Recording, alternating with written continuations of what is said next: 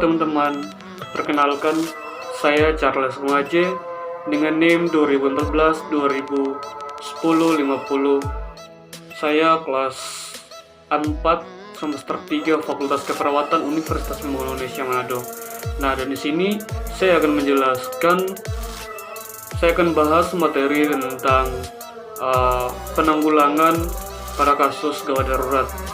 Nah, kali ini saya akan membahas yaitu pada kasus kecelakaan atau biasa yang disebut dengan P3K. Nah, jadi apa itu P3K? Mari kita membahas materi berikutnya. Nah, teman-teman, sekarang materi yang pertama yang akan kita bahas adalah materi tentang prinsip dasar P3K.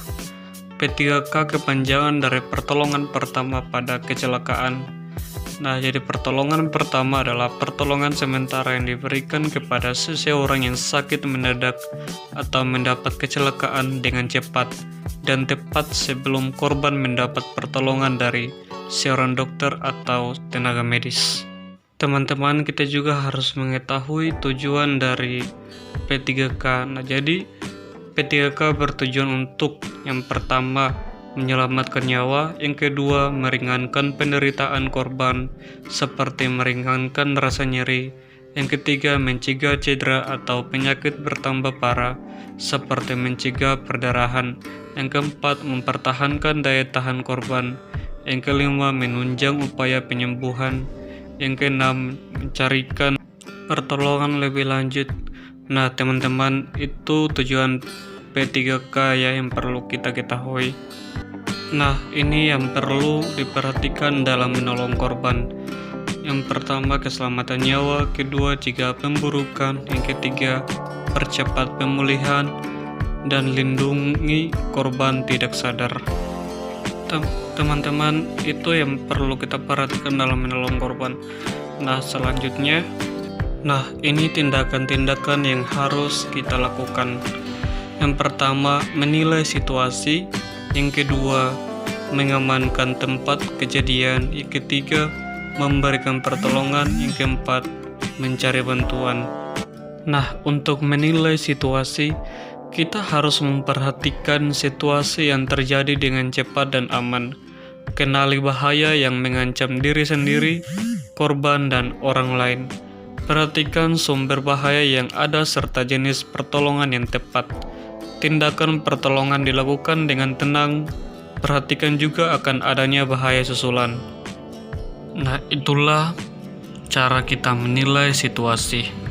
Selanjutnya yang kedua yaitu mengamankan tempat kejadian. Nah, perhatikan faktor penyebab terjadinya kecelakaan. Utamakan keselamatan diri sendiri. Jauhkan korban dari bahaya dengan cara aman dan memperhatikan keselamatan diri sendiri atau dengan APBD. Singkirkan sumber bahaya, misalnya putuskan arus listrik, matikan mesin yang masih beroperasi, hilangkan faktor bahaya, tandai tempat kejadian sehingga orang lain tahu bahwa tempat itu ada bahaya.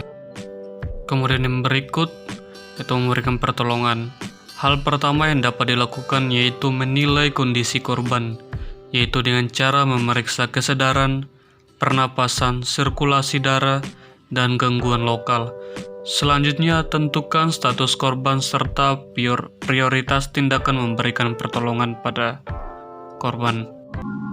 Nah, pemberian pertolongan ini sesuai status korban dapat dilakukan dengan cara sebagai berikut. Yang pertama, baringkan korban dengan kepala lebih rendah dari tubuhnya. Yang kedua, bila ada tanda henti nafas dan jantung, berikan resusitasi jantung paru. Yang kemudian berikut, selimuti korban. Yang kemudian, bila luka ringan, obati seperlunya. Kemudian berikut, bila luka berat, segera mencari bantuan medis yang tepat. Nah, jika memungkinkan, mencari bantuan orang lain untuk mengamankan tempat kejadian kecelakaan, menelpon rumah sakit atau tenaga medis, mengambil alat-alat P3K, membantu mengatasi perdarahan, atau membantu memindahkan korban. teman-teman. Jadi inilah hal-hal yang memerlukan tindakan segera karena menyangkut nyawa seseorang, antara lain perdarahan yang hebat, yang kedua keracunan, yang ketiga pernapasan yang berhenti, yang keempat gangguan keadaan umum. Jadi itulah hal-hal yang memerlukan tindakan segera ya teman-teman. Baiklah teman-teman, itulah materi atau penanggulangan pada kasus gawat darurat yang saya bahas, terutama pada kecelakaan ya teman-teman. Jadi tunggu apa lagi untuk bergabung bersama kami di Universitas Pembangunan Indonesia Manado, terutama di Fakultas Ilmu Keperawatan. Terima kasih.